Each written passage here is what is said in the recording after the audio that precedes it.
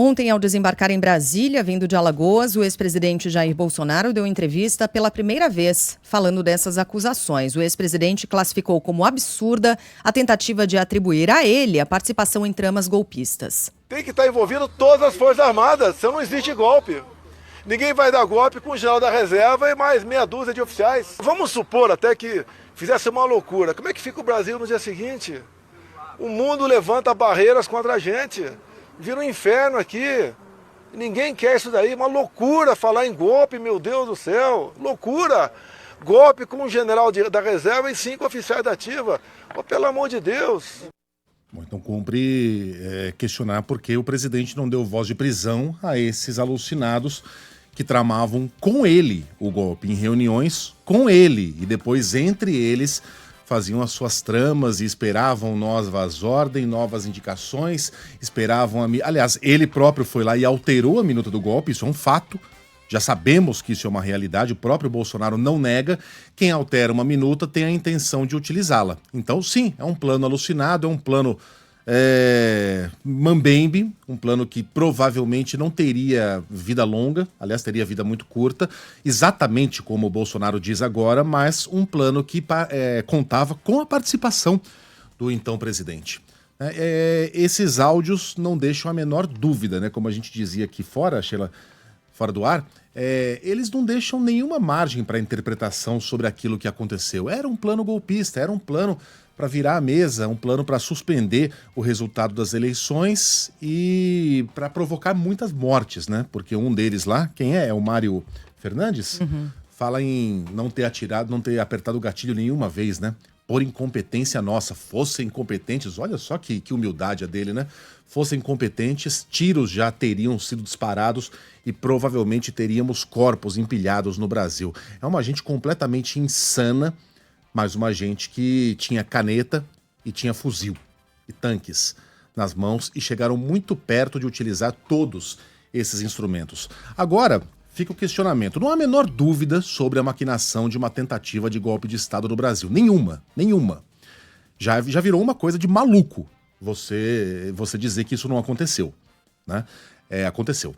Agora, falta um elo nessa corrente, Sheila. A ligação entre o que aconteceu antes da posse do presidente e o 8 de janeiro. Como é que as duas coisas se ligam? Uma coisa está intimamente ligada à outra. A gente ainda não tem nada de concreto que ligue essas figuras aí, Mauro Cid, Mário Fernandes, General Heleno, General Braga Neto, aquilo que aconteceu no dia 8 de janeiro do ano passado. Passado, né? Passado? Do ano passado. Do ano passado. Foi de 23. Ainda não tem nenhum áudio em que fique clara alguma ingerência dessas criaturas naquilo que aconteceu em Brasília naquele domingo, naquela manhã e tarde de domingo. Obviamente, a gente tem algumas relações de causalidade. As Forças Armadas permitiram que os acampamentos continuassem, militares faziam visitas àqueles acampados, a esposa de generais de 4 estrelas, uma delas pelo menos, esteve em um dos acampamentos, deu entrevista para um daqueles malucos.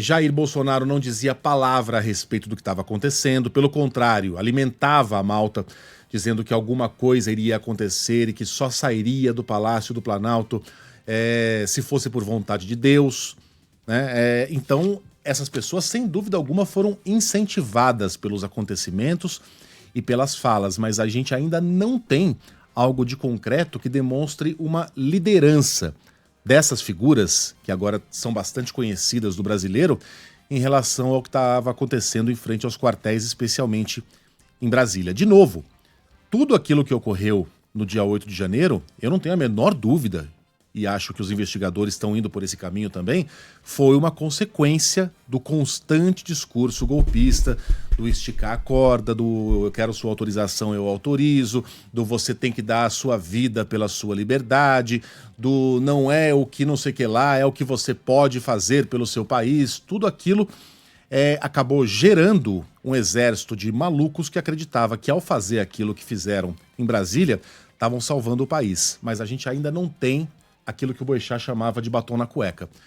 A prova cabal e determinante de que havia um comando em Brasília, ao redor de Jair Bolsonaro, que comandava também aqueles minions alucinados que marchavam, que rezavam para pneu e tentavam conversar com extraterrestres. Essa relação ainda está por ser construída. Bom, veremos também quando a gente conhecer a íntegra do inquérito, mas publicamente não existe nada que ligue uma coisa à outra. Então fica a teoria para muita gente de que nós tivemos, olha que curioso, né? Uma maquinação de um golpe que não funcionou, e aí o presidente foi lá e se pirulitou para os Estados Unidos 2 dias antes da posse, não encerrou seu mandato, e tivemos uma tentativa alucinada e desesperada de apoiadores do presidente de realizar de fato um golpe de Estado. Como é que esses dois eventos se encontram? Ainda não sabemos, mas certamente saberemos.